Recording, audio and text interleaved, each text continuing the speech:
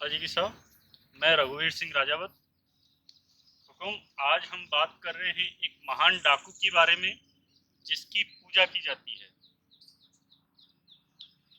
आमतौर पर देवताओं के मंदिर होने की बात हर जगह होती है और देवताओं के मंदिर भी हैं, लेकिन आगरा से 50 किलोमीटर दूर चंबल घाटी में बसे एक गांव में एक डाकू का मंदिर है जो कि सबसे अलग है।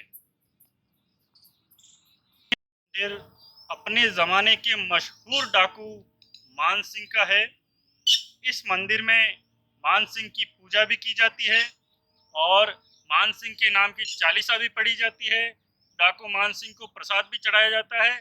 और सबसे अलग बात, मान सिंह के कार्यों के अनुरूप उस मंदिर में मान सिंह की पत्नी की मूर्ति भी लगी हुई है। के बारे में ये कहा जाता है कि मान सिंह के गिरोह में बच्चों को मारना और बलात्कार करना, इस तरह के कृत्यों को पाप माना जाता था। और उस अपने ज़माने में या उस समय चंबल घाटी में जो भी मानसिंह डाकू थे, उन वहाँ के डाकुओं को डाकू न कहकर वहाँ की जो जनता है वो उन्हें बागी कहा करती थी। और उस समय के सभी बागियों में सबसे अधिक प्रतिष्ठित और सबसे इज्जतदार बागियों में अगर किसी का नाम लिया जाता है तो वो है चंबल के शेर बागी मान सिंह का। सिंह ने गरीबी, ज़मीनी बंटवारे और भेदभाव की वजह से यह रास्ता अपनाया था। डाकू मान सिंह की ताबड़तोड़ वारदातों के कारण अपने ज़माने में उस समय ब्रिटिश पुलिस की नींद हराम हो गई थी और डकैत मान सिंह को पकड़ने के लिए बाकायदा उस समय अभियान चलाया गया था।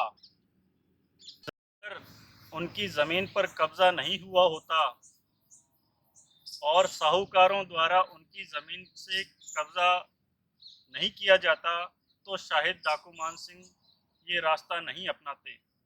उन्होंने अपनी ज़मीन वापस लेने के लिए कई प्रयास किए लेकिन वो सफल नहीं लगे। लेकिन जब उन्हें एहसास हो गया कि अब राजपूतों के वर्चस्व को खतरा है तो उन्होंने यह अपराध का रास्ता अपनाया।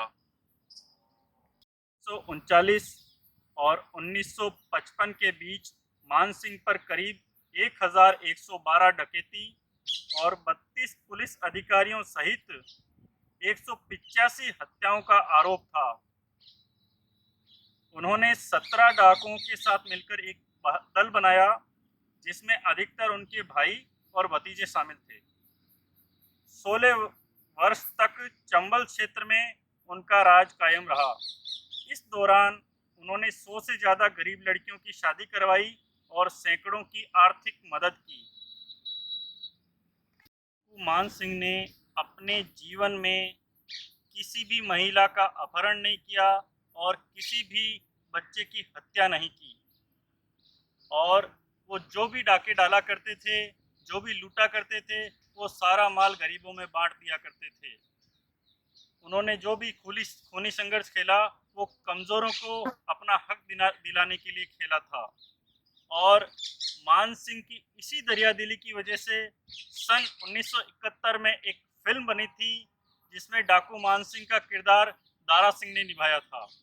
और और 70 के दशक में या उसके बाद जो भी फिल्में बनी उनमें जो भी नेक दिल डाकू का किरदार निभाया गया वो लगभग किरदार डाकू मान सिंह से ही प्रेरित हुआ करते थे। तो ये थे डाकू मान सिंह जिनकी आज भी उनके गांव में पूजा की जाती है। जय माता जी की साथ।